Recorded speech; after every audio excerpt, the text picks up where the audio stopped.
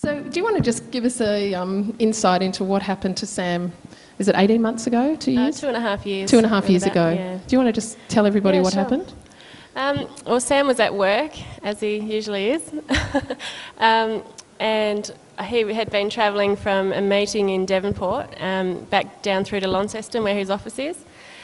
He was driving down the highway, and we're not sure what happened. He might have fallen asleep at the wheel or whatever, but his car passed into the path of an oncoming truck and, hit the truck and then spun around. Another car ran into the side. So this was about 3 o'clock in the afternoon on the 3rd of October 2006.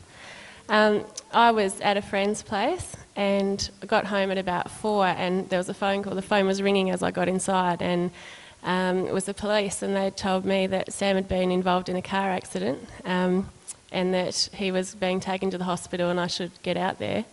And so basically I just had to get organised and get there, and I rang the hospital. They told me that he had head injuries and chest injuries and that I needed to get there quickly, basically. So yeah. At that point, what were you feeling? I was in shock. My first thought when the police called, said Sam's been in a car accident, I just thought, nothing bad could happen to him, so he must have run up the back of somebody and needed to be bailed out or something. I don't know. So, yeah, that was my first thought. But, after it started to sink in, what I needed to get to the hospital, and then I started to panic. So what were the extent of his injuries? His right arm was so badly damaged that he had to have it amputated above the elbow. His right leg almost needed to be amputated as well, but they saved it. But it's badly disabled, so yeah. And Doesn't bend, does it? Doesn't bend, Yeah. no. And he had broken ribs, collapsed lungs, lacerated liver, internal bleeding, lots of other scratches and bruises. So by the time you got to him, he was in a coma? When I arrived at the hospital, he was just about to go into surgery, and the surgeon came and asked for my permission to amputate his arm. So yeah, he was just about to go in at that stage. So you were the one who had to sign the papers to say, yep, chop his arm I just off. basically had to say yes, go ahead. Yeah. So yeah. So you then, after his operation, he was in a coma for 6 days. 6 days. What did you do in that time? In those 6 days, you couldn't converse with your best friend. No. You didn't know whether he'd come out of the coma or not. What was going through your head? Lots of different things. For the first 2 days, I was by his side day and night. After that, I was just in there whenever I could get there. I had family with the kids and looking after them, and it was pretty surreal. I didn't understand really the extent of it, so I was just sort of taking a day at a time, and I didn't know if he was going to come out of it. I didn't know if he'd have a memory of anything after he came out. I didn't know the extent of if he had any head injuries. Just had lots of questions. Yeah, had no idea. So during that time, I can imagine it'd be a time where you could feel great anxiety, great panic. What were you feeling at that time? Was there that great anxiety and panic?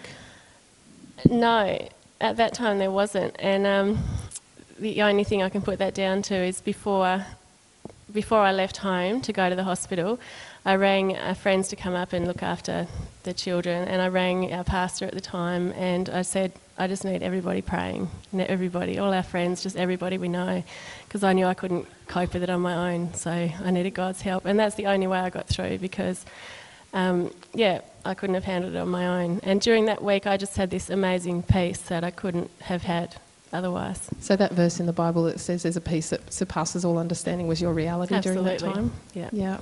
So he eventually did come out of the coma, and you've been through, I guess, a time of rehab and that. But how has his injuries impacted your life? Well, it's definitely changed our life. There's things obviously that he can't do now. Changed, the way he can interact with the kids and that sort of thing. But he's just amazing, getting through every day and doing what he does. He doesn't let it affect him, really. So is he the same now as he was before the accident? Apart from physical injuries, yeah, he's the same. Okay. And better. That's a good thing. So in the whole journey, you had that time when he was in a coma where God just gave you this incredible peace. But where has God been for you in the journey? Because you've told me that 8 months after the accident, you really had a overwhelming moment where it all just really hit you. Can you tell us about that time? Yeah, I had, it was about 8 months after the accident that I just started to get kind of anxious about everything. I'd be stressed about things that didn't really matter. And I just couldn't relax. I was really restless and upset about everything. And eventually I went to see a counsellor about it and was told that I had post-traumatic stress disorder. And I just couldn't relate it back to the accident because I thought, well, that would happen straight away. It wouldn't come out so long after. But yeah, it did. So yeah, we got through that as well. So healing for you has been a process? Healing Definitely. and coping with the whole thing has been a process. So after 8 months you were wise and you went and saw a counsellor. Yeah. And so for you, where's God been in that healing process? What are the things that, or the choices that you've made that have meant that you are this amazing, gorgeous woman? You haven't gone to pieces in the whole process.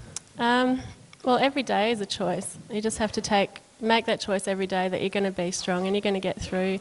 I've got children to look after, I've got my husband to support as well, and yeah, you just have to make that decision every day that you're going to get through. God's just been amazing through the whole thing and always there. Like, there's never been a time when I've felt far from him. And also, yeah, with life guiding at the moment as well, every day, no matter what happens, whatever we're reading just seems to be relevant to what we're going through, and it always has been. So yeah, just a testament to where God is, so it's awesome.